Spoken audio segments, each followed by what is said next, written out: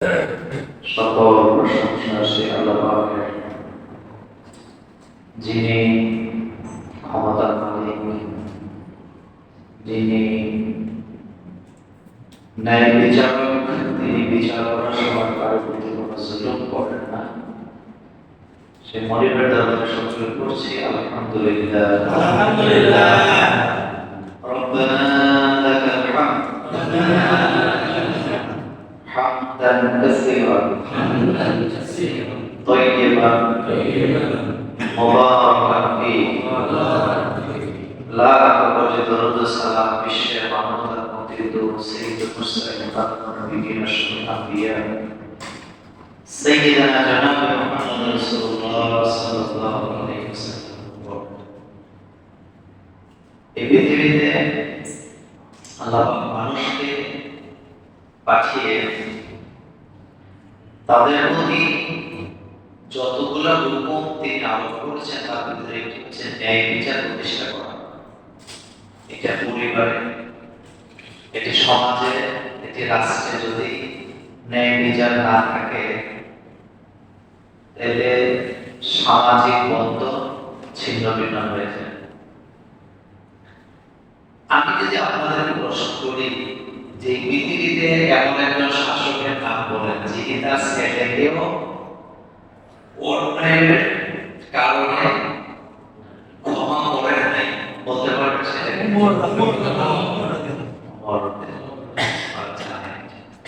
কি বিচারক, কি শাসক! নিজের ছেলেকেও তিনি কি করেন নাই, ক্ষমা করেন নাই। চিন্তা করা যায়। আর আমরা নিজের আত্মীয় স্বজন, দলীয় করো, বংশীয় করো, এই অভ্যাসটা আমাদের মধ্যে কি আছে? নিজের ছেলে মেয়ে যদি অন্যায় করে এটাকে ধামা চাপা দেওয়ার চেষ্টা, নিজের দলের লোক যদি পূর্ণ করে তাকে আশ্রয় প্রশ্রয় দেয়, এরকমের জালেম আমাদের দেশে আছে না? প্রথম কথা হচ্ছে আল্লাহ বলছেন যে ব্যক্তি আমার দেয়া বিধান মোতাবেক বিচার ফয়সালা করে না তারা জালেম, তারা ফাসিক, তারা কাফের। তিনটা কালি আল্লাহ বলেছেন। কয়টা? ওমান লাম ইয়াহকুম বিমা আনজালাল্লাহ ফাউলাইকা হুমুল কাফিরুন ওমান লাম ইয়াহকুম বিমা আনজালাল্লাহ ফাউলাইকা হুমুল ফাসিকুন ওমান লাম ইয়াহকুম বিমা আনজালাল্লাহ ফাউলাইকা হুমুস সালিহুন। আল্লাহ পাক বলেন আমি যে বিধান নাযিল করেছি এই বিধান অনুযায়ী যারা বিচার ফয়সালা করে না তারা জালেম, তারা কাফের, তারা ফাসিক। তারা জালেম, তারা কাফের, তারা কি ফাসিক। তিনটা কথা আল্লাহ বলেছেন। তার মানে বুঝে গেছে আল্লাহর দেয়া বিচারের বাইরে যাওয়ার কোনো সুযোগ নাই। রাসূল কারীম সাল্লাল্লাহু আলাইহি ওয়াসাল্লামের ব্যাপারে আল্লাহ বলেছেন নবী তারা যতক্ষণ পর্যন্ত আপনাকে বিচারক হিসাবে মানতে না পারবে ততক্ষণ পর্যন্ত তারা মুমিন হতে পারবে না। আপনি এই কথা চিন্তা করেন, যতক্ষণ পর্যন্ত আপনাকে তারা বিচারক হিসাবে মানতে না পারবে ততক্ষণ পর্যন্ত তারা মুমিন হতে পারবে না। কেন? তার কারণ ন্যায় বিচার ইসলাম ছাড়া প্রতিষ্ঠা করা যায় না। যেখানে ইসলাম এবং ন্যায় বিচার থাকে না ভালো মানুষের অপরাধী হয়, আর যেখানে ইসলাম থাকে ন্যায় বিচার থাকে সেখানে অপরাধীরা শাস্তি পায়। আপনারা কি কথা বুঝতেছেন? যেখানে ন্যায় বিচার থাকবে সেখানে অপরাধীরা শাস্তি পাবে, অপরাধীরা আসামি হবে, অপরাধীর বিরুদ্ধে মামলা হবে। আর যেখানে ন্যায় বিচার থাকবে না, দলীয় করণ, আত্মীয় করণ দিয়ে ভর্তি থাকবে, নিরপরাধ মানুষ, তাহাজ্জুদ গুজারি মানুষ, আলেম, ওলামা, পীর, মাশায়েখ, বুজুর্গ, ভালো মানুষ দিয়া জেলখানাতে ভর্তি করে দেওয়া।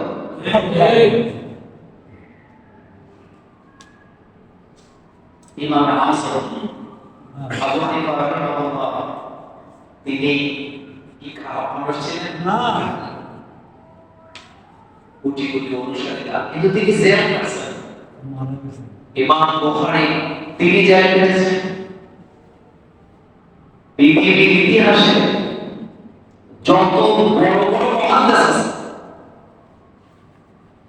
ইমাম আহমদ বিন হাম্বল তিনি মসজিদে নববীতে হাদিস পড়াইতেন। শুধুমাত্র সমকালীন রাষ্ট্র ব্যবস্থা, বিচার ব্যবস্থার বিরুদ্ধে কথা বলার কারণে তাকে পর্যন্ত মসজিদে নববী থেকে বের করে দেওয়া হয়েছে। চিন্তা করতে পারবেন?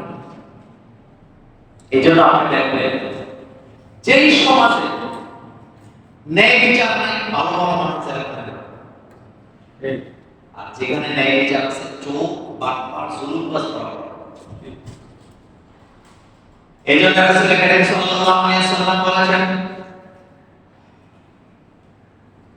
عن أبي هريرة رضي الله تعالى عنه أن رسول الله صلى الله عليه وسلم قال أبو هريرة رضي الله عنه قال رسول الكريم صلى الله عليه وسلم ما أولئك الخطأ فقد سبيل بالغير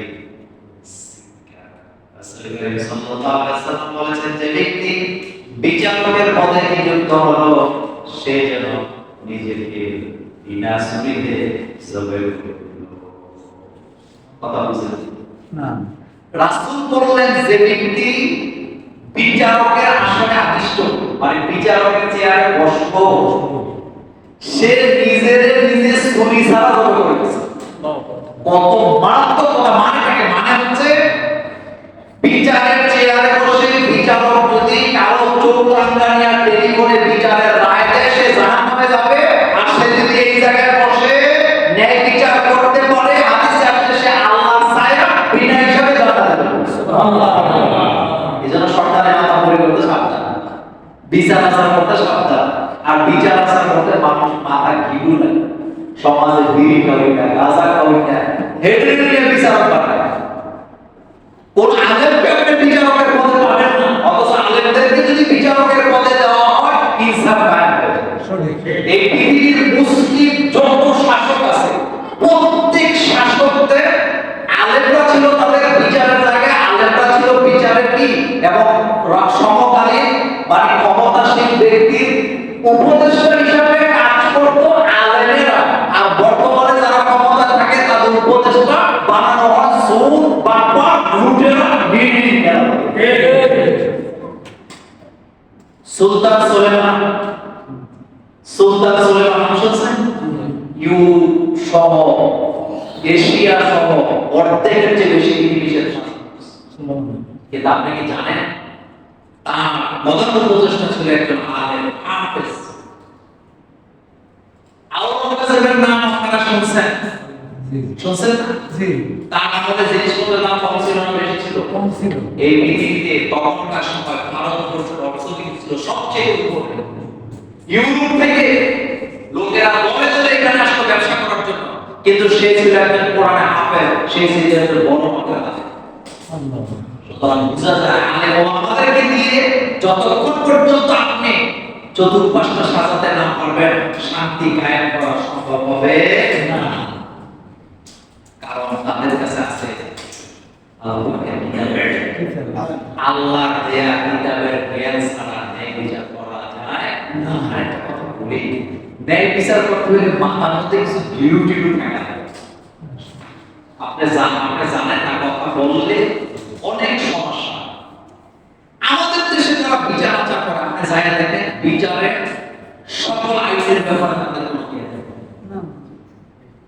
যদি থাকতো, আপনি যখন বিচারের চেয়ারে বসবেন, যেটি মামলা দায়ের করবেন তার কথা আপনি শুনবেন যতক্ষণ, যার বিরুদ্ধে মামলা দায়ের করছে তার কথাও শুনবেন কি?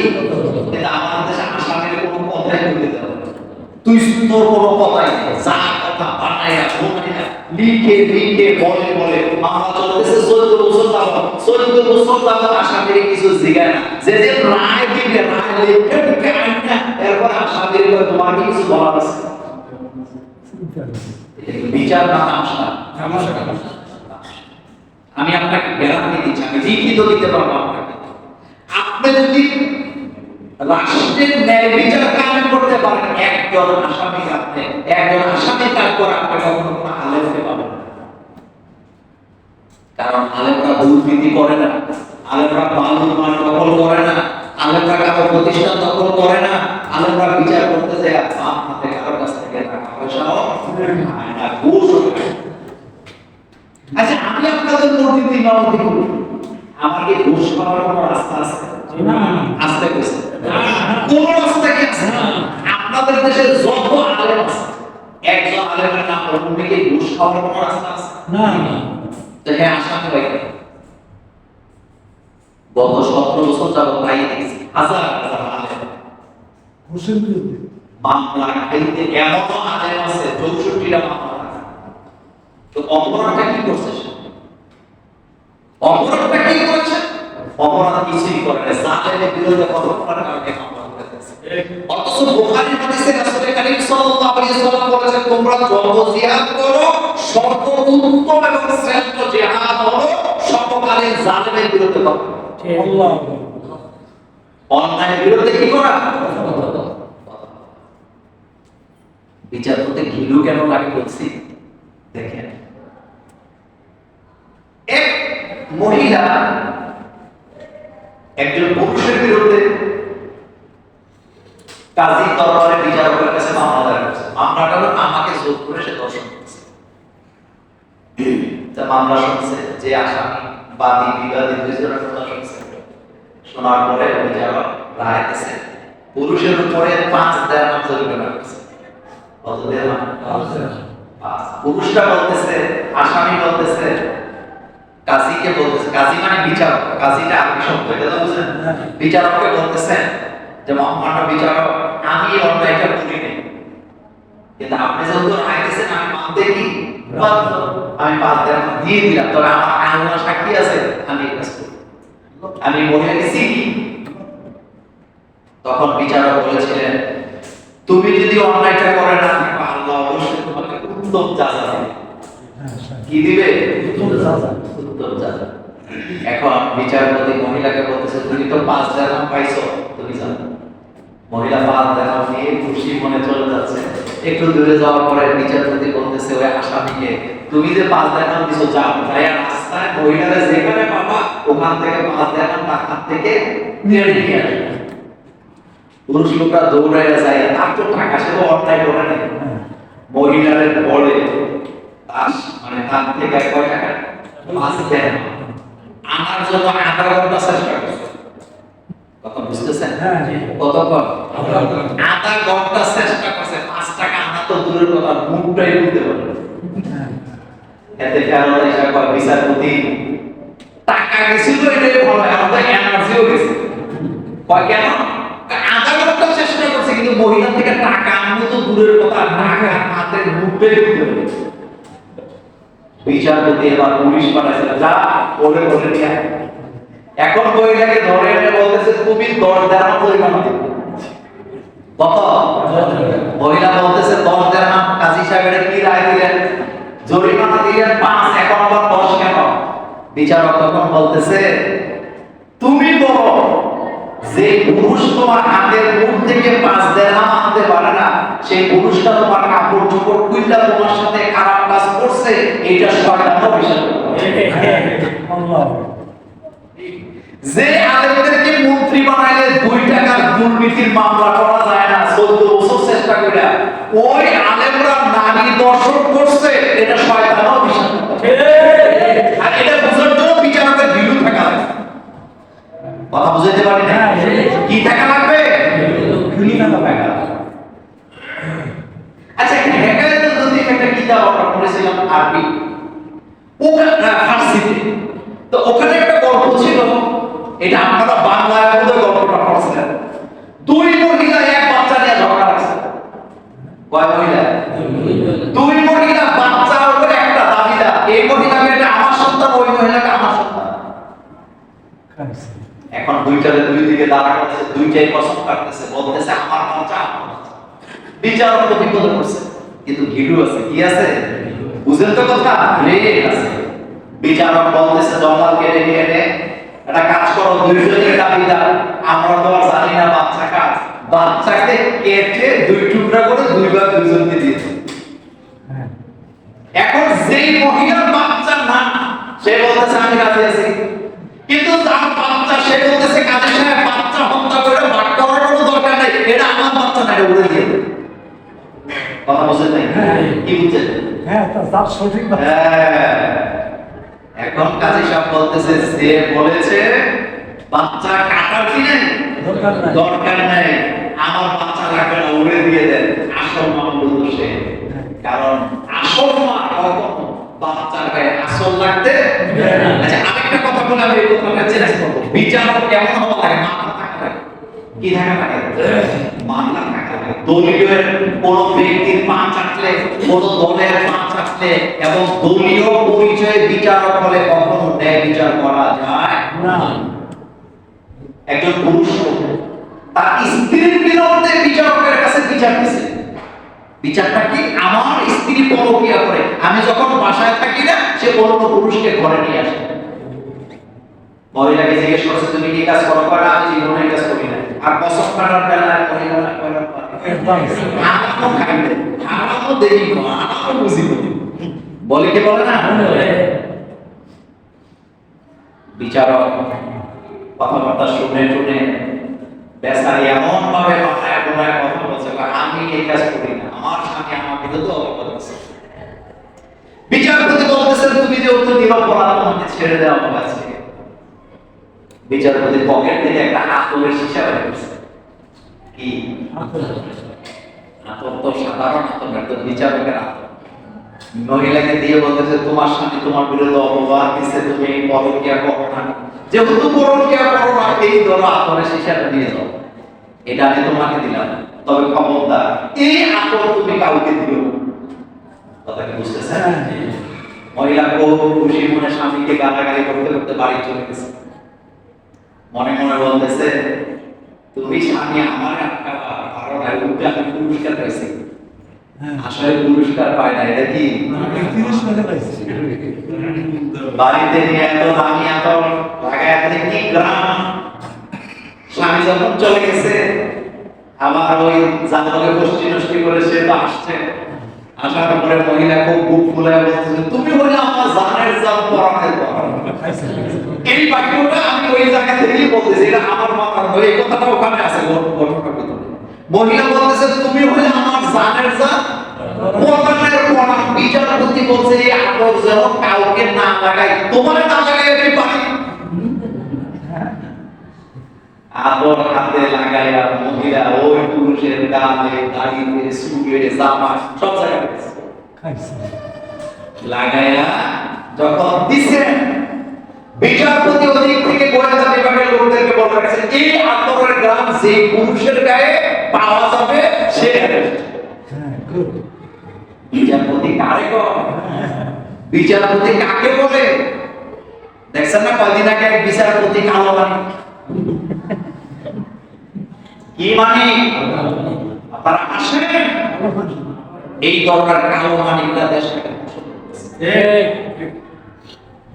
বিশ্বাস করেন, একজন বিচারপতি যখন তার চেয়ারে বসবে, মামলাটা যদি তার ছেলের বিরুদ্ধে হয়, ছেলের চেহারার দিকে তাকায় রায় দিবেন, আল্লাহকে ভয় করে ন্যায় বিচার করার জন্য রায় দিবেন।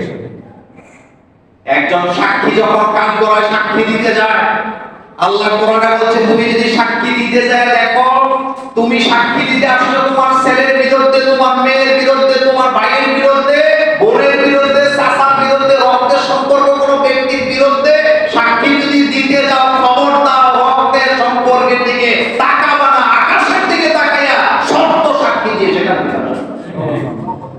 আর এখন টাকা পাইলে সাক্ষী কি? এরকম লোক আমাদের যুবরে টাকা দিলে সাক্ষী কি না জানা, কিচ্ছু লাগে না, কিচ্ছু লাগে না। কিন্তু আল্লাহ পাক বলেন খবরদার সাক্ষীটা দিতে যায় যদি দেখো সাক্ষীটা তোমার ছেলের বিরুদ্ধেও যায়, তবুও তুমি কি করবা? কথাটাই কি? আল্লাহ রাব্বুল আলামিন এই জন্য আমাদেরকে সতর্ক করে বলেছেন ইয়া আইয়ুহাল্লাযীনা আমানু কুনু কাওয়ামিনা লিল্লাহি শুহাদা বিল কিসতি। আল্লাহ পাক বলেন হে মুমিনেরা, তোমরা আল্লাহর জন্য ন্যায়ের সাথে সাক্ষীদাতা হিসেবে দণ্ডমান হয়ে যাও। কোন কাউমের প্রতি শত্রুতা যেন তোমাদেরকে কোনোভাবে পরিচিত না করে, তোমরা যখন বিচার করবে, সাক্ষী দিবে, ইনসাফ কায়েম করবে। কি করবে? ইনসাফ। ইনসাফ কায়েম। চিন্তা করা যায়। এই জন্য যারা অন্যায় করে না, তারা সবসময় বুক ফুলায় চলে। কথা কি বুঝাইতে পারিনি? আর চোরের মতো চোরের মতো কি বলা পুলিশ আর আস্তে পুলিশ। আমি আপনাদেরকে বলি, কিয়ামতের মাঠে চেহারা থেকে দেখে আসামি ছিল। এটা মোল্লার কথা না আল্লাহর কথা? আল্লাহ রাব্বুল আলামিন বলছেন চেহারা দেখে বোঝা যাবে। ইউরাফুল মুজরিমুনা বিসীমাহুম ফায়ুখাযু বিন-নাওয়াসি ওয়াল আকদাম ফাবিআইয়ি আলা'i রাব্বিকুমা তুকাজ্জিবান। আল্লাহ পাক বলেন কিয়ামতের ময়দানে চেহারা দেখলে বোঝা যাবে এটা অপরাধী। চেহারা দেখলে কি দাড়ি কামাইলেও বোঝা যাবে। এজানি বলতেছিল দাড়ি রাখা কি সুন্নাত, দাড়ি রাখা এটা জানো পছন্দ কি? আপনি সব আসামিরে এক জায়গায় দাঁড়া করেন না।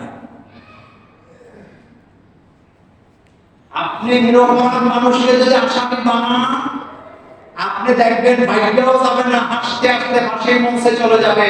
কিন্তু যে অরিজিনাল চোর ধরার আগে দাড়ি কামায় দেশ থেকে পালায়।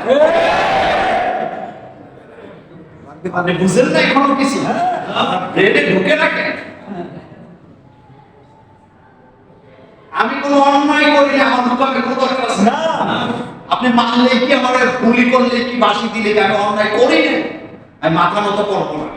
কিন্তু আপনি চুরি করছেন, চোর সবসময় চুরি থাকে। বাড়িটা যেহেতু আপনার, আপনি যত দুর্বল হন, চোর কইয়া সিল্লানি দিলে চোর এখান থেকে বাড়তে কি কথা বুঝাইতে পারবেন? আমি বলে আল্লাহ পাক বলেন ইউরাফুল মুজরিমুনা বিসীমাহুম ফায়ুখাযু বিন-নাওয়াসি ওয়াল আকদাম। কিয়ামতের ময়দানে চেহারা দেখে দেখে আল্লাহ চিনবে। অপরাধীদের চেহারা দেখে বুঝা যাবে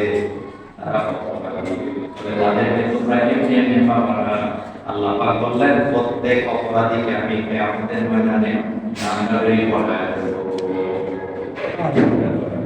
আলেমকে আপনি বছরের পর বছর জাহান্নামে পড়াইছেন বিনা অপরাধে, সুদ খায় নাই, ঘুষ খায় নাই, দুর্নীতি করে নাই, কারো গায়ে আঘাত করে নাই, কারো সম্পদ লুণ্ঠন করে নাই, চাঁদাবাজি করে নাই, টেন্ডারবাজি করে নাই, এরপরে আপনি জাহান্নামে পড়াইছেন। কিয়ামতের ময়দানে আল্লাহ আপনাকে জাহান্নামে পড়াইছেন। আল্লাহ আলেমরা কারো শত্রু না, আলেমরা সবাইকে সতর্ক করে না। আমরা বললাম সতর্ক করে, আমরা কি সতর্ক করছি কত যে জালেমের পরিণতি খুব ভয়াবহ হয়। আল্লাহ সাথ দেন, কিন্তু ইন্না বাদশা রাব্বিকা আমি বাহামা নিচ্ছি না। আপনি এখান থেকে শিক্ষা গ্রহণ করেন। যার কলমের তৈরি করা আইন দিয়া হাজার হাজার মানুষের হাতে পায়ে দাঙ্গাবাজি করানো হয়েছে, তার পক্ষে আইনজীবী একজন দাঁড়াতে সক্ষম। আপনি শিখেন, আপনি বৎসরা দেওয়ার আগে শিখেন।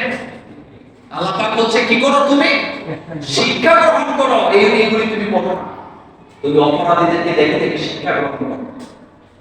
আল্লাহ রাব্বুল আলামিন বলছে ওয়াকাতাল মুজরিমিনা ইয়াওমাইযিন মুকাররানিনা ফিল আসফার। কিয়ামতের ময়দানে তোমরা দেখতে পাবা অপরাধীদেরকে আমি ডান্ডা বেরি পড়ায় আছি, গল পড়ায়। কিয়ামতের ময়দানে কোটি কোটি মানুষের সামনে যারা শিকল পরা অবস্থায় থাকবে, তাদের ইজ্জত থাকার কথা না। কতটা ভয়ানক হবে তাদের চেহারা, কতটা ভয়ানক আপনি চিন্তা করে দেখুন। আল্লাহ পাক বলছেন মুকাররানিনা ফিল আসফার, আমি তাদের হাতে পায়ে দান্দাগিরি পড়াই। আচ্ছা বলেন তো, হাসরের মাঠ থেকে কি ভাগার কোনো সুযোগ আছে? না। তো আল্লাহ দান্দাগিরি পড়াবে কেন? কিছু কি বুঝতেছেন? হ্যাঁ, ওখান থেকে তো ভেগে যাওয়া যাবে না।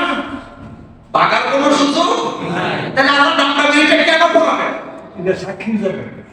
ডাক্তার আল্লাহ এই জন্য পড়াবেন যাতে আপনারা দেখে দেখে বুঝতে পারেন দুনিয়াতে আমাদের উপরে জুলুম করছে না। আজকে তোমার বাঁচার কোনো রাস্তা নাই। কিন্তু অপরাধীরা আমাদের বাংলাদেশে একটা কথা আছে, সোরের মায়ের বড় বড় আল্লাহ পাক বলেন অপরাধীরা সেদিন বলবে আল্লাহি রাব্বিনা মা কুননা মুশরিকিন। আল্লাহ এই অপরাধগুলি আমরা করি নাই, তোমার ফেরেশতারা আমাদের বিরুদ্ধে বানায়। কোরআনে যে আল্লাহ কত কথা বলছে, চিন্তা করুন তো কি বলবে, এগুলো করি নাই, ফেরেশতারা বানায় বলছে। আচ্ছা ফেরেশতারা কি বানায় লিখছে? না। আল্লাহ পাক বলেন এই পরিস্থিতির মোকাবেলা আমি কিভাবে করব শোনো। আলিয়াওমা নাখতিমু আলা আফওয়াহিহিম ওয়া তুকাল্লিমুনা আইদিহিম ওয়া তাশহাদু আরজুলুহুম বিমা কানু ইয়াকসিবুন। আল্লাহ পাক বলেন যে অপরাধীরা যখন মুখ দিয়ে বলবে আমি অপরাধ করি নাই, ফেরেশতারা আমার বিরুদ্ধে ষড়যন্ত্র করছে, আমি তখন বলবো আলিয়াওমা মুখ বন্ধ। প্রত্যেক অপরাধীর জবানকে আল্লাহ তখন বন্ধ করতে পারবে না বোধ হয়। আল্লাহ পাক বলেন আলিয়াওমা নাখতিমু আলা আফওয়াহিহিম, জবান বন্ধ কর, কোন কথা শুনবো না। আপনারা বলবেন তাহলে কথাটা বলবে কি? আল্লাহ পাক বলেন ওয়া তাশহাদু আরজুলুহুম, কথা বলবে হাতে। সুবহানাল্লাহ ভাই কি মুখ বন্ধ করবে কে? কথা বলবে কে? হাতে কথা বলবে। আর সাক্ষী দিবে ওয়া তাশহাদু আরজুলুহুম, হাতে বলবে আল্লাহ আমারে দিয়া পরোটারে স্পর্শ করছে, আমারে দিয়া ঘুষের টাকা, আমারে দিয়া গ্রহণ করছে, আমার দিয়া পরোটারে গায়ে হাত দিছে, আমাকে দিয়া মানুষের গায়ে হাত দিছে, আমাকে দিয়া মানুষকে মেরেছে, আমাকে দিয়া মানুষের উপর অত্যাচার করেছে, আমাকে দিয়া মানুষের জমি জবরদখল করেছে। আর পা বলবে আল্লাহ যা বলেছে সব সত্য। ও তুকাল্লিমুনা আইদিহিম, হাত কথা বলবে, ওয়া তাশহাদু আরজুলুহুম, পাগুলো সাক্ষী দিবে। সাক্ষী দিবে। বেচারা যখন ধরা পড়ে যাবে এখন বলবে অকালু লিজুলুদিহিম লিমা শাহিদতুম আলাইনা।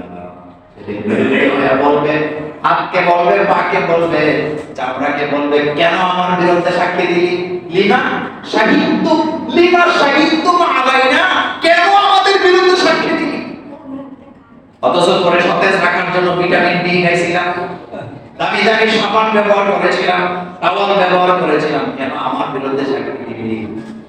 আত্মা বলবে দুনিয়াতে আল্লাহ আমাদেরকে কথা বলার শক্তি দেয় নাই, যার কারণে বলতে পারি না। আজকে যখন আল্লাহ সুযোগ দিয়েছে, তোর জীবনের সব অপকর্ম আমরা আল্লাহর দরবারে বলে দেব। এই হাত, এই পা, এই চামড়া আপনার আমার বিরুদ্ধে কিয়ামতের পরে আল্লাহর আদালতে সাক্ষী। সাক্ষীর কোনো দরকার নাই, আপনার হাত সাক্ষী। এগুলো বলার কথা না আল্লাহর কথা। আল্লাহ পাক বলবেন লিমানিল মুলকুল ইয়াওম, আজকে রাজত্ব কার। কেউ কিচ্ছু বলবে না, ভয়ে সবাই কাঁপতে থাকবে। জবাবটা আল্লাহ দিবেন, আল্লাহ প্রশ্ন করবেন, আল্লাহ জবাব দিবেন। লিল্লাহিল ওয়াহিদিল কাহ্হার। রাজত্ব কার বলা ছিল বলেন না, আস্তে কোন কার? রাজত্ব তার। কত সময় বলেছিলাম ইজ্জত বেইজ্জত কে করে কে দেয়? আল্লাহ। দেখেন না নমুনা, দেখেন না নমুনা কি চলতেছে। মানবতা গুলি উড়াইন না, আপনি অপরাধ করছেন, শাস্তি দুনিয়াতেও পাবেন, আখিরাতে তো জমাই গেছে। হাদিসে কুদসি বুখারী মুসলিম থেকে কতবার বলেছিলাম যে আল্লাহ পাক বলেছেন অপরাধ দুইটা পাপের শাস্তি আল্লাহ দুনিয়াতে না দিয়া মৃত্যু দেয় না। কয়টা? একটা হলো ক্ষমতার অপব্যবহার করে যারা জনগণের উপরে জুলুম করে, জালেমের শাস্তি দুনিয়াতে না দিয়ে আল্লাহ মৃত্যু দেয় না। আর একটা হলো রক্তের সম্পর্কের সাথে যারা বেঈমানি করে দুনিয়াতে শাস্তি না দিয়ে আল্লাহ মৃত্যু দেয়। এই চোখ দিয়ে দেখতেছেন, চোখ দিয়া। কিন্তু আল্লাহ পাক বলছেন যারা যারা মূর্খ তারা কখনো এগুলো থেকে শিক্ষা গ্রহণ করে না। শিক্ষা গ্রহণ কি? আল্লাহ রাব্বুল আলামিন বলেন ডান্ডা বেরি করানো হবে ইন্না আ'তাদনা লিল কাফিরিনা সালাসিলা ওয়া আগলাল ওয়া সামিরা। আল্লাহ বলেন নিশ্চয়ই আমি কাফেরদের জন্য প্রস্তুত করে রেখেছি শিকল, ডান্ডা বেরি এবং আগুন। কয়টা? বলেন কয়টা? প্রথমে কি শিকল বলতেছিলেন না? শিকল দিয়ে কি করে বাঁধে শিকল। আল্লাহ পাক বলেন তিনটা জিনিস বলছেন এখানে, শিকল, ডান্ডা বেরি, আগুন। শিকলও থাকবে, ডান্ডা বেরিও থাকবে, আর কি থাকবে? তো ভয়ানক ভাবে আল্লাহ রাসূল আল্লাহ পাক বলছেন ফাযুকু ফালান নাযীদাকুম ইল্লা আযাবা। মজা লাগে? এখন আমার না আল্লাহ আল্লাহ আল্লাহ পাক বলছে ফাযুকু, মজা খাও। তা আযাবের কি মজা হবে? আল্লাহ পাক এখানে তিরস্কার করতেছে, মজা মজা বুঝ আইনা বলে ভয়ানক এক শব্দ। আল্লাহ চিন্তা করতে পারেন জীবিত মানুষ 6 বছর 8 বছর চুল কাটতে দেয় না। পৃথিবীর ইতিহাসে কোন ব্যক্তিদের সাথে এমন আচরণ করেছে জঘন্য এরকমের আপনি ফেরাউনের আমল না পাবেন না। এগুলি কেন বলি? আপনি যেন শিক্ষা নেন, সতর্ক হন, চিন্তা করতে পারেন ব্যক্তিদের সাথে আচরণটা কি হবে। রাসূল সেই শিক্ষা মতো আমাদেরকে দেয়। দিছে আল্লাহ রাসূল যতগুলো জিহাদের ময়দানে অংশগ্রহণ করলেন, রাসূলের কি শিক্ষা ছিল? রাসূল বলেন খবরদার বাচ্চাদের গায়ে হাত দেওয়া যাবে না, নারীদের গায়ে হাত দেওয়া যাবে না, রাস্তার ফল কাটা যাবে না, রাস্তার গাছ কাটা যাবে না। ইসলাম কি শিক্ষা দেয়? আল্লাহ রাসূল বললেন খবরদার গাছ কাটা যাবে না, জিহাদের ময়দানে যখন তোমরা থাকবা খবরদার বুড়া মানুষের গায়ে হাত দেওয়া যাবে না, নারীদের গায়ে হাত দেওয়া যাবে না। আর কি দেখলাম, কি নারী, কি পুরুষ, কি যুবতী, যারা নারীর অধিকার অধিকার হয়ে চিল্লায়, তারা নিজেরা যখন নিজেদের রূপ দিয়া নারীদের গায়ে রাস্তায় আঘাত করে, আমরা বুঝতে পারি তারা ফেরাউনের চেয়ে আরো বেশি খারাপ হয়ে গিয়েছে। আর ফেরাউন নারীদের সাথে আচরণ করে না। ফেরাউন নমরুদের লোকেরাও নারীদের সাথে আচরণ। ফেরাউনের লোকেরাও মানুষকে মাইরা মাছ গাড়ির উপর থেকে এভাবে বিভৎসভাবে ঠেলে ফেলে দেয়। আপনি আপনার ছেলেকে নিজেকে এই জায়গায় দাঁড় করান, আপনার ছেলের সাথে মেয়ের সাথে যদি এই ঘটনাটা ঘটতো আপনার কাছে কেমন লাগতো? খুবই খারাপ। বিবেক মরে গেছে। বিবেক কি মরে গেছিল? ভয়ানক শাস্তি কার পক্ষ থেকে? এর জন্য নতজার আল্লাহর কাছে তালানি বাঁধতেন, লাভ নাই, কেউ আপনাকে খাওয়াবে না, কারণ খাওয়ায় কে? আল্লাহ। আল্লাহ পাক বলেন আমি তোমাকে খাওয়াচ্ছি, আমি তোমাকে পড়াচ্ছি, আমি তো তোমাকে সব দিচ্ছি, জমিন আমার, আইনও চলতে হবে আমার। আল্লাহর আইনের পক্ষে যারা সংগ্রাম করে তারা বাঁচলেও লাভ, এজন্য তারা মৃত্যুকে ভয় পায় না। আর দুনিয়া থেকে যারা সব মনে করে কামাইতে কামাইতে কামাইতে কামাইতে হাজার হাজার কোটি টাকা, এতে চিন্তা করে আমি মরলে এগুলা খাইবো কে? আমি যতদিন বাঁচতে পারি ততই কি লাভ। আল্লাহ রাব্বুল আলামিন বলেন সেদিন শুধু এভাবে হবে না, আপনাদের পরায় শুধু আমি ছেড়ে দেব না। বসে আল্লাযীনা কাফারু ইলা জাহান্নাম সিরা হাত্তা ইযা জাআহা ইতিহাদ আবওয়াবুহা। কিয়ামতের ময়দানে জাহান্নামীদেরকে আমি দলে দলে হাঁকায়া হাঁকায়া পিড়ায় পিড়ায় জাহান্নামের দিকে নিয়ে যাব। وسيق الذين كفروا إلى جهنم زمرا। তলে তলে পিড়ে পিড়ে জাহান্নামের দিকে নিয়ে যাব। ছোটবেলা গ্রামে যারা ছিলেন, গরুর পাল বিকেল বেলা রাখা এক লগে নিয়ে যায় না? যায়। হাতে কি থাকে? এটা দিয়ে কি করে? পিঠা লাগাবে। পিড়ে পিড়ে নিয়ে যায়। আর আল্লাহ পাক বলছেন আমি জাহান্নামীদেরকে পিড়ায় পিড়ায় জাহান্নাম থেকে নিয়ে যাবো। কেন নিয়ে যাবে? কারণ তারা জাহান্নামে যেতে চাইবে না। কিন্তু বিপরীতে আবার আল্লাহ পাক বলছেন ওয়াসিফাল্লাযীনা তাকাউ ইলাল জান্নাতি যুমারা, আমি জান্নাতীদেরকে আগায়া আগায়া জান্নাতের দিকে নিয়ে যাব।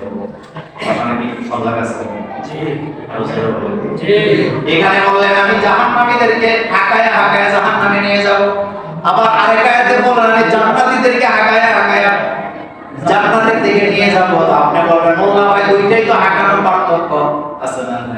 আছে। একটা হলো যেতে চাইবে না পিড়ায় পিড়ায় নিয়ে যাবে, আর একটা হলো জান্নাতের ভিতরে যখন তারা ঢুকবে জান্নাতের গাড়াবাড়িতে যায় দেখবে এত সুন্দর সুন্দর সবুজ আর লাল গালিচা দিয়ে পুরা সাজা রাখছে, এতে সেখানে বসে যাবে, মনে করবে এটাই জান্নাত। ফেরেশতারা উঠায়া বলবে ও আল্লাহর বান্দা এটা তো জান্নাত না, এটা তো গাড়াবাড়ি উঠো। লোকেরা বলবে আর চাই না, এটাই যথেষ্ট। ফেরেশতারা ধাক্কা দিয়ে বলবে সামনে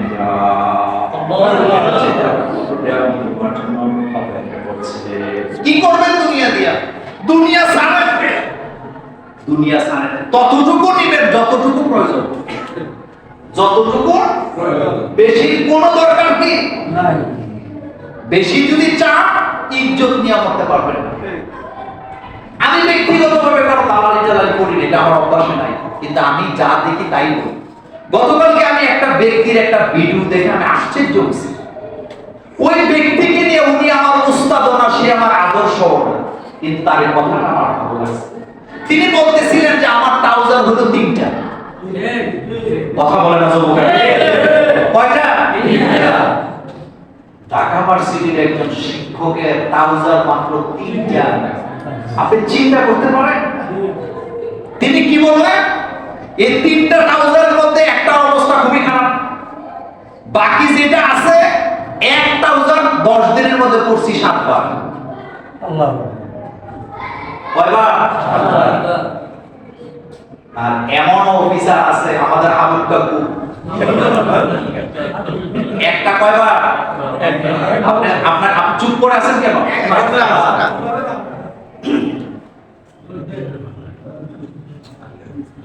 আশ্চর্য হয়ে যায়, এক ব্লেজারের দাম কয় লাখ? আমার বুক ফুলে গেল, আমি তো একটা পড়তেই পারি। তো তোর আব্বার টাকা, তোর আব্বার টাকা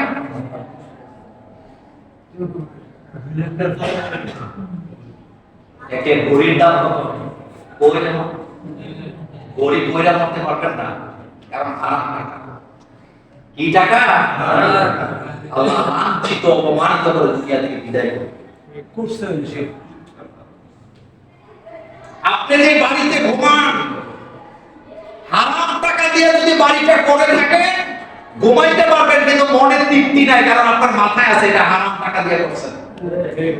আর হারাম টাকা দিয়ে সোনের ঘর বানায় শুয়ে দেখেন ঘুমের ট্যাবলেট লাগবে না, ঘুম আসবে, তৃপ্তি আছে, এটা আমার ভক্তের কাজ। হারামে কি নাই? দান্দাবাজিতে কোনো শান্তি নেই। দেখেন না একদম পাগল হয়ে গেছে, খাওয়া নেই, মোসের তেল দিও না, খবর আছে। একদল গেছে আরেক দল মোসের তেল দেখো এই গল,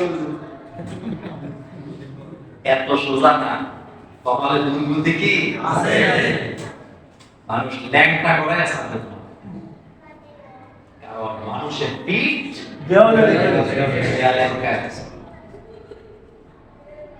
কষ্টের কথা বলি আজকে, কষ্টের কথা। আমি আমার আল্লাহর জাতের কসম করে বলি একটা শব্দ মিথ্যা বলতেছি।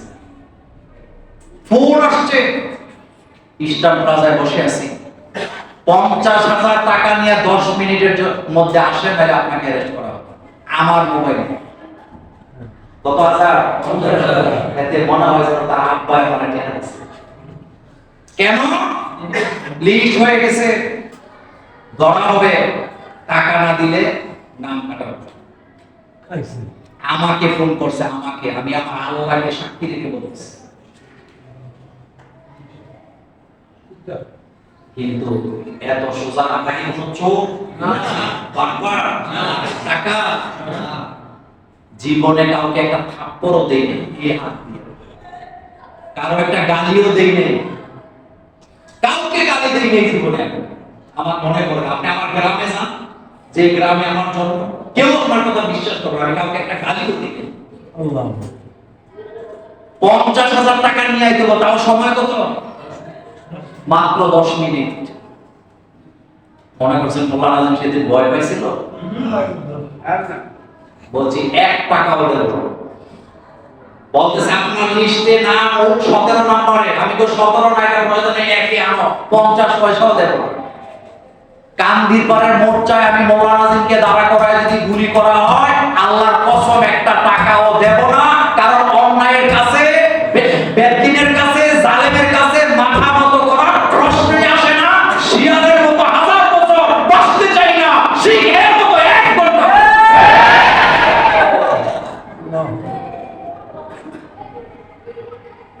মসজিদে খুতবা চলতেছে, আমি মোল্লা নাজিম আলোচনা করতেছি, অস্ত্র শস্ত্র লইয়া হামলা। সাক্ষী আছে লোকেরা, এখানে কয়েকজন আছে। আমি আসছিলাম ভয় পাইছিলাম সেদিন না, বিন্দু মাত্র না। এতগুলো অস্ত্রধারী সন্ত্রাসের সামনে বুক ফুলাইয়া সেদিন আমার বক্তব্য নোট যা ছিল সেটা বলেছিলাম, এবং বলেছিলাম 1 মিনিট আগেও জুমা হবে না, আমি আমার আলোচনা করব, তারপরে আমি আমার নামাজ পড়ব। সঠিক কারণ সৎ সাহস, অহংকারের জন্য কথাগুলো বলি নাই। কখনো অন্যায়ের সামনে মাথা নত করা যাবে না। কিচ্ছু করতে পারবে না, কিচ্ছু করতে পারবে না। আল্লাহ বাংলাদেশে ইসলামী আন্দোলনকে নিশ্চিত করার জন্য হাজার হাজার জঙ্গি নাটক সাজাইয়া হাজার হাজার লক্ষ লক্ষ আলেমকে আসামি বানানো হয়েছিল, কিন্তু আজকে সেই ময়দানে ইসলামের আওয়াজ ছাড়া কিচ্ছু নাই।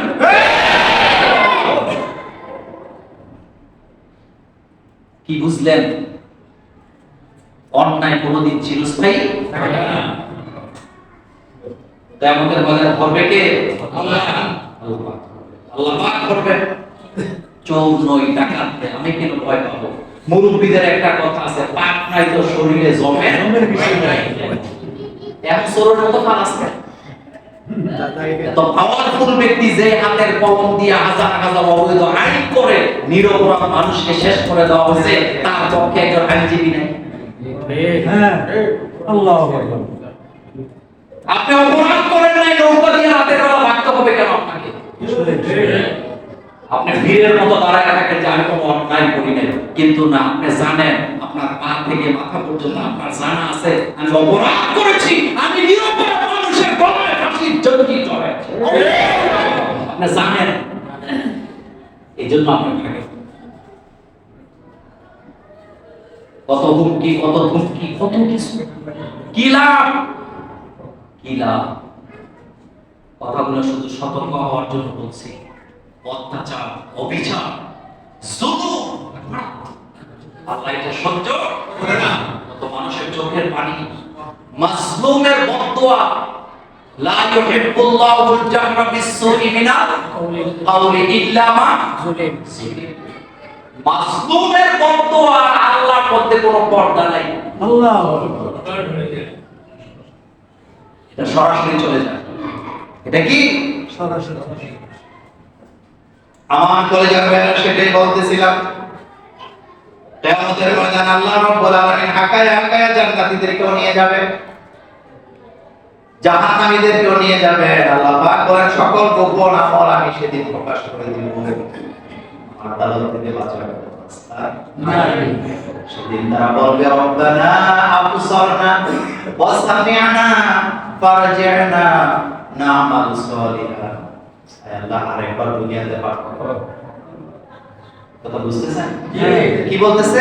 আরেকবার দুনিয়াতে। আল্লাহ এখন তো দেখলাম, বুঝলাম, শুনলাম, আলেমরা যা বলবে তা করব, আলেমদের কথার বাইরে কিছু করব না, তোমার কোরআন হাদিসের বাইরে যাব না। আল্লাহ আরেকটা বার দুনিয়াতে পাঠায় যাও, এবার যদি পাঠাও তাহলে চলে যাব। আল্লাহ আল্লাহ বলে আচ্ছা ঠিক আছে যা। না না আল্লাহ পাক বলেন আওয়ালাম নুআম্মিরকুম, আমি কি বয়স দিছিলাম না? তারা বলবে রব্বানা আবসারনা ওয়া সামি'না ফারজি'না না'মাল সালিহান ইন্না মুকিনুন। আল্লাহ আরেকবার পাঠান, নামাজ পড়বো, রোজা রাখবো, ইসলামী আন্দোলন করবো, আলেম ওলামার নিচে নিচে ঘুরবো, কোরআন হাদিস ছাড়া কিচ্ছু করবো না আল্লাহ। কথা দিলাম আরেকবার পাঠাও। আল্লাহ পাক বলবেন আওয়ালাম নুআম্মিরকুম, আমি কি তোরে বয়স দিছিলাম না? 70, 80, 40, 50, 60 বয়স দিছিলাম। কি করছো এটাও জানি। আরেকবার দিলে কি করবি সেটাও জানি কিনা আমরা জানি। আল্লাহ পাক বলবেন আজকে জাহান্নাম ছাড়া তো আর কোনো কিনার উপায় নাই। দুনিয়াও জালেমের দুনিয়াও শেষ, জালেমের জন্য আখিরাতও শেষ। হযরত নূহ আলাইহিস সালাম ছেলেকে বারবার বুঝাইছেন তুফান আসবে, বৃষ্টি আসবে, বন্যা আসবে, ছেলেকে গাছের আগায় উঠনো। এবার নূহ আলাইহিস সালাম গাছ ডুবে যাবে, ছেলেকে পাহাড়ের উপরে উঠবো। নূহ আলাইহিস সালাম পাহাড়ের উপরে উঠবে, ছেলেকে পাহাড়ের উপরে গাছে উঠবো।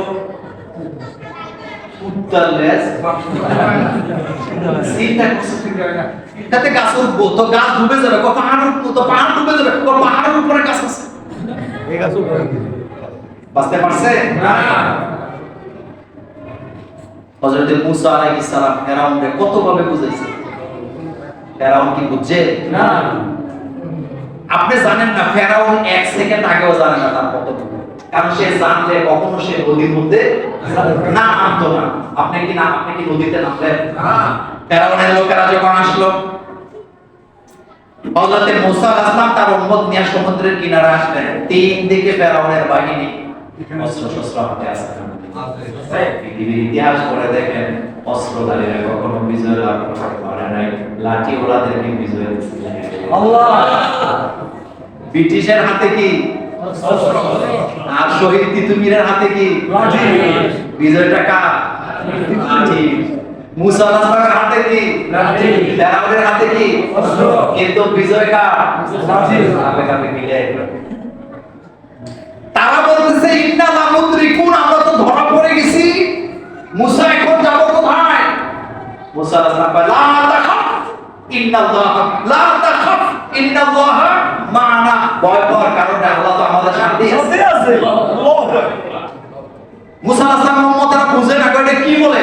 3 দিকে ফেরাউনের বাহিনীর, সামনে সমুদ্র, বিজয়ের কোনো রাস্তাই নাই, ফেরাউনের ধ্বংস হওয়ার কোনো সম্ভাবনাই নাই।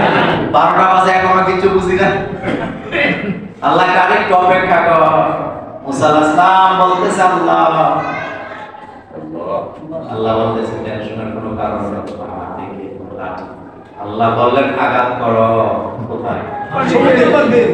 কল্পনা করা। আপনি চিন্তা করেন তো, আমার ঠান্ডা মাথায় চিন্তা করেন, 3 দিকে ফেরাউনের বাহিনী অস্ত্র শস্ত্র নিয়ে, 3 দিকে, সামনে কি এর সাথে বড় বিপদ আছে? মূসা আলাইহিস সালামের উম্মতেরা নিশ্চিত আমরা শেষ, এবং তারা আমাদেরকে শেষ করে ছাড়বে। আজকে কোথায় যাব? তারা 3 দিকে, আবার সামনে সমুদ্র, নৌকা নাই, কিস্তি নাই, ব্রিজ নাই, কিচ্ছু নাই, টানেল নাই।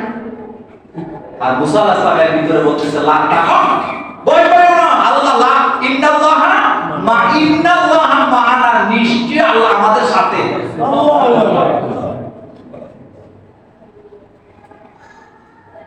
এবার আল্লাহ বলেন আঘাত করো, আঘাত করার সাথে সাথে একটা দুইটা নয়, পানি উপরে আল্লাহ পাক 12টা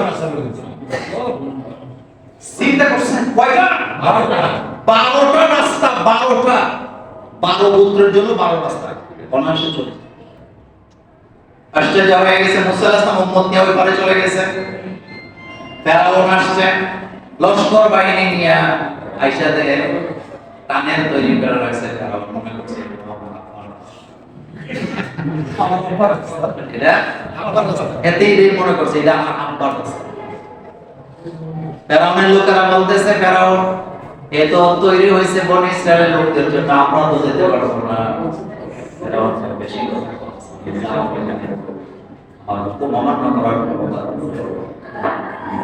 আচ্ছা বলেন তো, ফেরাউন কি জানতো যে এক্ষুনি পতন আসতে পারে? কিন্তু পতন নিশ্চিত, এতে কোনো সন্দেহ নাই। চিন্তা করেন তো, সে জানেই না যে এক্ষুনি শেষ।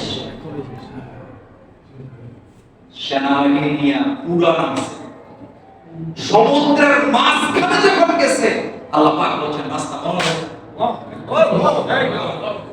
কি ধরাটা বন্ধ হয়ে যাও।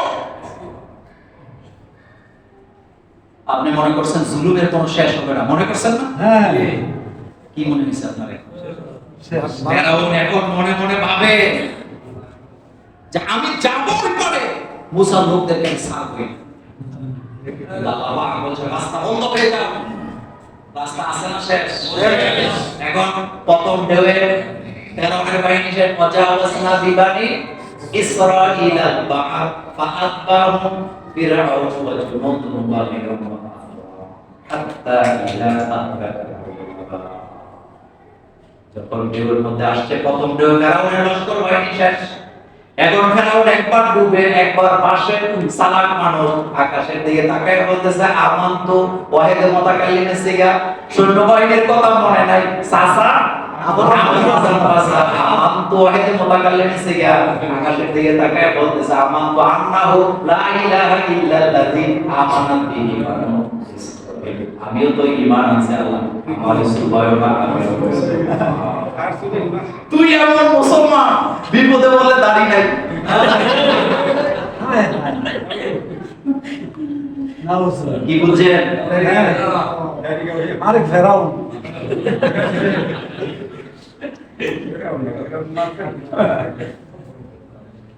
আমানতু আন্নাহু লা ইলাহা ইল্লাল্লাযী আমানাত বিহি বানু, আমি তো মুসলমান, আমার সুবান কেন? আমার সুবাইর না, আমিও মুসলমান। তা আল্লাহ বলতে জানে না, আল্লাহ জানে কোন খবর। কি ইসলাম মানুষ না, মানুষকে ধোঁকা দেওয়ার জন্য দাঁড়িয়ে রাখা আল্লাহ বলতে জানে না।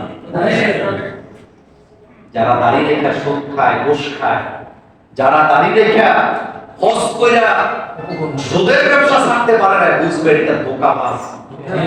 এটা ধোঁকাবাজ, মানুষকে ধোঁকা দেওয়ার জন্য দাঁড়িয়ে রাখছে। এটা সুন্নতের জন্য রাখে। আল্লাহ সৈয়দ আবুল আলা মওদুদী উস্তাদ রাহিমাহুল্লাহ কি চমৎকার কথা বলেছেন।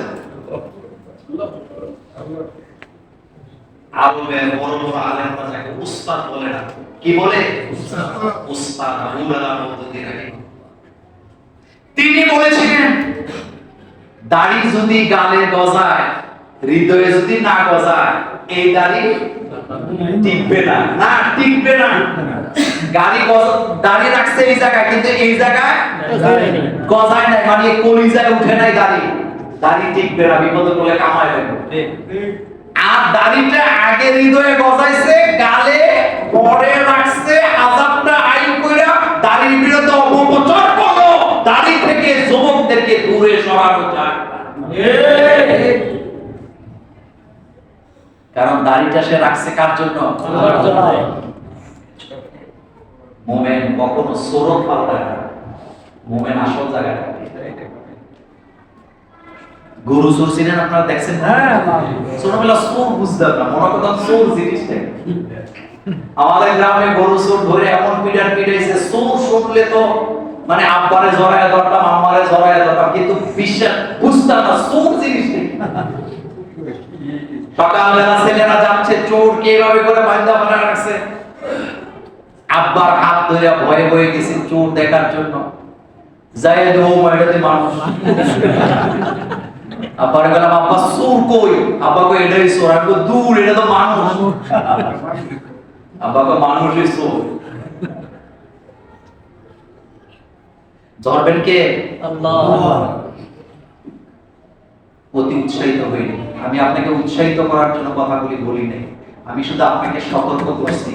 ছোটখাটো অন্যায় অবিচার যা করে সব কি ধরা পড়তে, ঘুষ বাংলাদেশ থেকে চিরতরে নিশ্চিহ্ন করা দরকার। ঘুষের কারণে দেশ আরো বেশি পিছিয়ে গেছে। আরে ভাই, আপনি একটা প্রকল্প হাতে নিলেন, খরচ হবে 1.5 লাখ, বাজেট ধরে 10 লাখ। কথা কি সত্য বলি না? যতক্ষণ পর্যন্ত এগুলো বন্ধ করতে না পারবে, দেশ আপনি আগাতে পারবেন না। জায়গায় জায়গায় সুদ, জায়গায় জায়গায় কি আপনি চিন্তা করেন, এই গন্ডগোলের ভিতরেও ঘুষ খায়। কালকে দেখছি কয়েকটা ধরছে পোলাপে, দেখছেন না? কোন যে দেখছেন সুর, দেখেন ভয় বলতে নেই, এখন টাকা খাইয়া উঠতে পারবে, দেখছেন না ওই দিন গাড়ির মধ্যে কয়েক কোটি পাইছে, গাড়ি চেক করলেই টাকা, গাড়ি চেক করলে টাকা কই থেকে আসল, সব আল্লাহর আদালতে কি রেকর্ড আছে। জন্য খবরদার, খবরদার, কোথায় কোথায় খালি উল্টা পাল্টা খুঁজছেন না, যে কি কয় এরই খুঁজছেন না, আগে নিজেরা সতর্ক করেন যে আমার দ্বারা যেন এটা না হয়। জালেমের পরিণতি নিয়ে বর্ষনা দেওয়ার আগে ভবিষ্যতে নিজে জালেম হওয়া থেকে বাঁচার চেষ্টা করেন। নিজে জালেম হইেন না, নিজে জালেম হইেন না। এটাই ছিল আজকের আহ্বান। ন্যায় বিচার ছাড়া কখনো দেশে শান্তি প্রতিষ্ঠা হয় না। কি বিচার, কি বিচার, বিচারের নামে তামসা করতে করতে করতে করতে নিরপরাধ মানুষ দিয়ে জেলখানা কি চিন্তা করা, চিন্তা করা যায়। বালুর মাঠ যারা দখল করলো, টেন্ডারবাজি যারা করলো, বছরের পর বছর যারা অস্ত্র দিয়া হলগুলা সাজাইলো, বছরের পর বছর যারা বিশ্ববিদ্যালয় বড় বড় রান্দা দিয়া মদের বোতল দিয়া কর্তন দিয়া সাজাইলো, তাদেরকে শাস্তি দিতে পারেন নাই, এই অপরাধে আল্লাহ আপনাকে আরো দিতে। ছাত্রদের হাতে থাকবে কলম, কি থাকবে? ছাত্রদের হাতে কি থাকবে? কিন্তু আপনি দিচ্ছেন তার অস্ত্র। এগুলো আমার দেখা কথা, আমি আপনাকে বলতেছি, আমি এগুলো পত্রিকা থেকে পড়ি নাই, আমি নিজের চোখে দেখছি। আপনি আমাকে বুঝাইতে আসেন না, আমি দেখছি, আমি নিজে দেখতেছি। বাংলাদেশের কোন আলেম ওলামা, কোন মুসলমান হিন্দুদের গায়ে একটা গায়ে হাত দেয়। এখন আপনার খুব দরদ জাগছে। বিশ্বজিৎকে যেদিন হত্যা করছিল, আপনার বিবেক তখন কুত্তায় পেশাব করে দিছিল।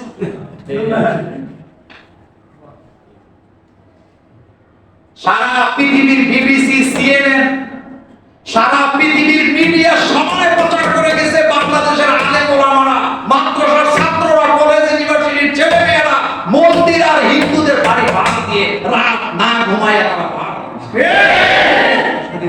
কিন্তু দাদা বাবুদের মিডিয়ায় লিখো অন্তরে জানা, অন্তরে কি জ্বালা।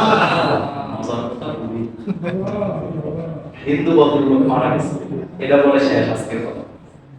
মারা গেছে কি হিন্দু, একজন মুসলমান তার উদ্যানের মধ্যে গইরে গইরে কাঁদতেছে, একবার হে মাথা, একবার এই গ্রামের লোকজন জমা হয়ে গেছে, ওই বেটা বেয়াদব মারা গেছে। আরেক গ্রামের হিন্দু ভদ্রলোক, তুই গড়িয়ে গড়িয়ে কান্দস কেন? কয় ভাইজান, আমি তো হেতের লেগে কান্দি না, তো কান্দস কেন? তার কাছে কিছু টাকা পয়সা জমা রাখছিলাম, কোন সাক্ষী সুক্ষী নাই, হেতে মরছে, আমার সমস্যা লাগে, আমি টাকা কখন কই? জনগণের ভাষা বুঝে না, মায়া কান্না। তো তোমার এত দরদ কেন? অত্যাচার অবিচার গুলা চোখে পড়ে। আমি মনে করি এটা হলো বলিষ্ঠতা। আমাদের একজন উপদেষ্টা বলে দিলেন, সীমান্তে একটা গুলিও চাই না। এটা হলো মুভমেন্টের গুলিজা, বলছে একটা গুলি করলে 10টা করা হবে। এটা হলো দেশপ্রেম। এটা কি দেশপ্রেম? এটা হলো কলিজা। আমার দেশের ইলিশ তুমি নিয়া 800 টাকা করে খাবার, আমি 2000 হবে না, আমি একটাও দেব না তোমার। আসিফ নজরুল।